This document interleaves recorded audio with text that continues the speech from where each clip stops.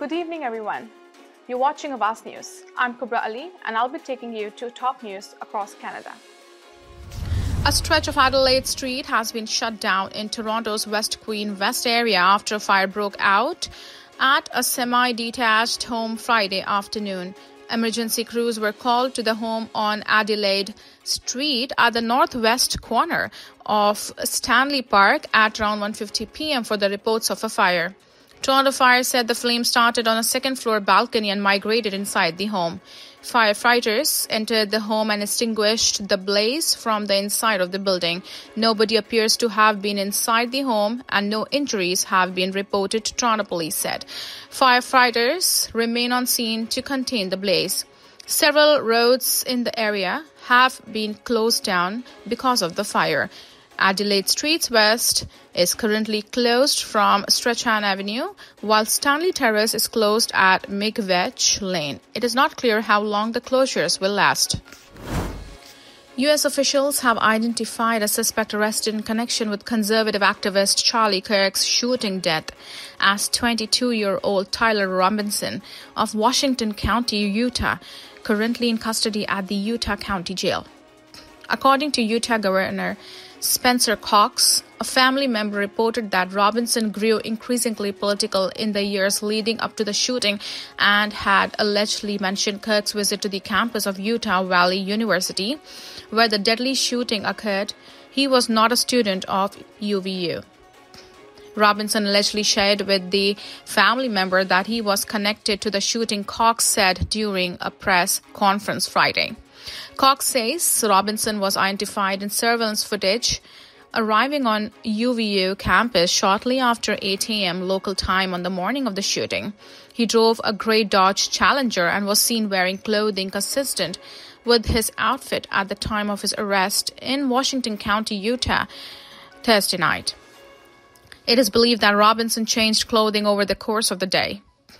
According to Cox, bullet casings retrieved from the crime scene featured engraved messages including "Hey, fascist, catch, up arrow, right arrow, down arrow, down arrow, down arrow," as well as what appeared to be lyrics from Bella Ciao, a song associated with Italian anti-fascist resistance fighters in the Second World War. The series of arrows may be a reference to the 2024 third-person shooter Helldivers 2.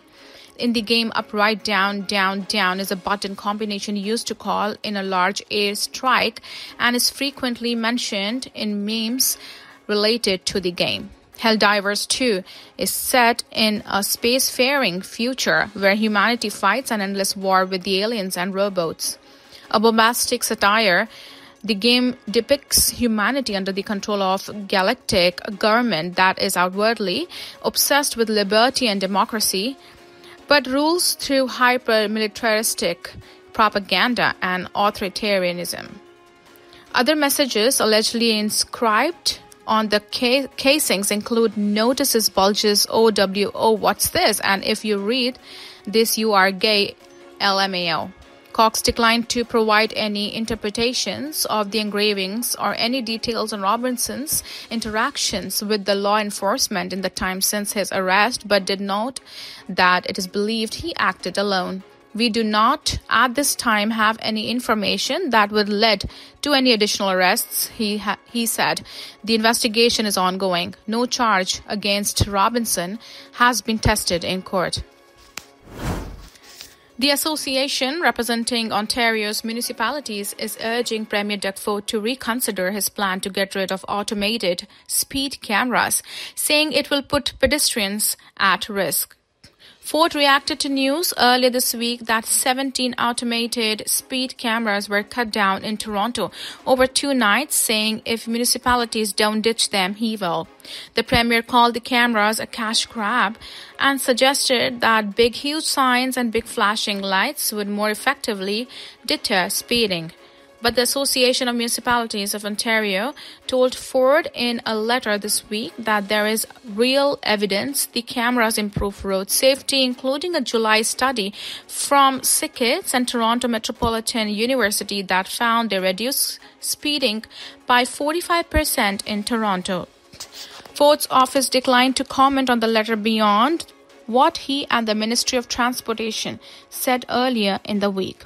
We are exploring alternative tools to enhance traffic safety without the use of automatic speed cameras that are nothing but a cash grab, the ministry's earlier statement said.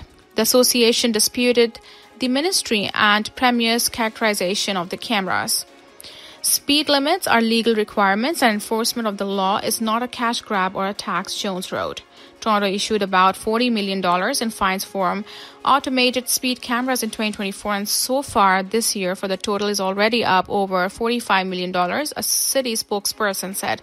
Toronto police officers are investigating the rash of camera vandalism and released grainy images of two people who appeared to be taking down one camera on Parkside Drive, which has been cut down 7 times.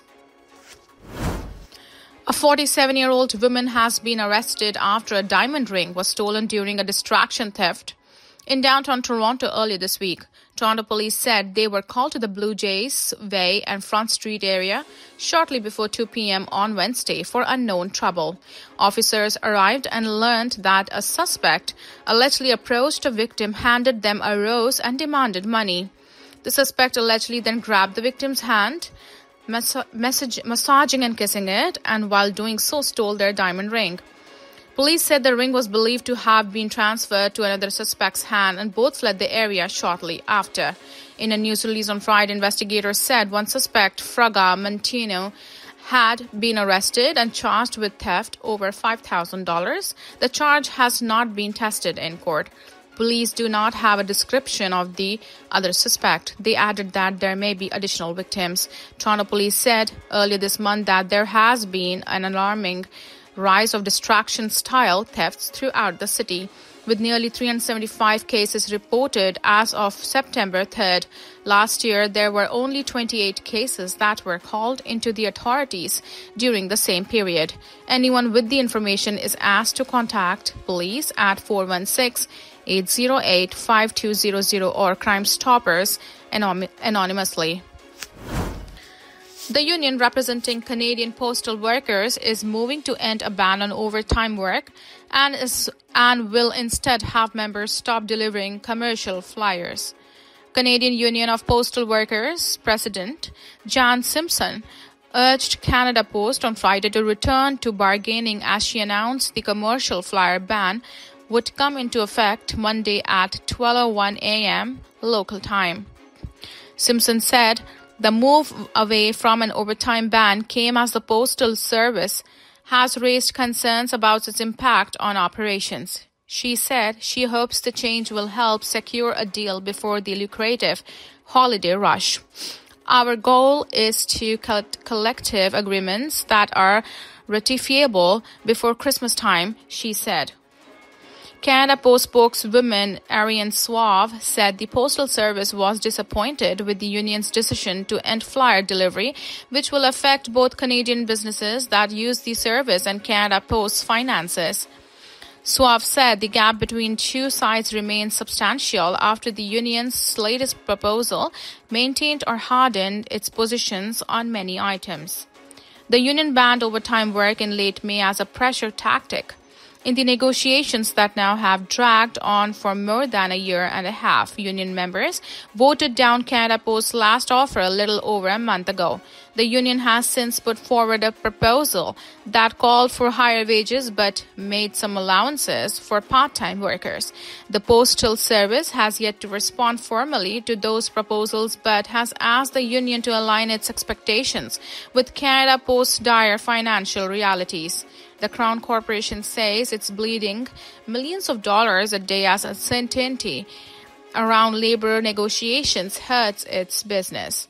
Canada Post reported a loss before tax of $407 million in its second quarter compared with a profit in the same quarter a year before in a shift it blamed on labor uncertainty. Canadian Federation of Independent Business President Dan Kelly said there was nothing good in the latest union action as about 20% of members use Canada Post for flyers as low-cost advertising option.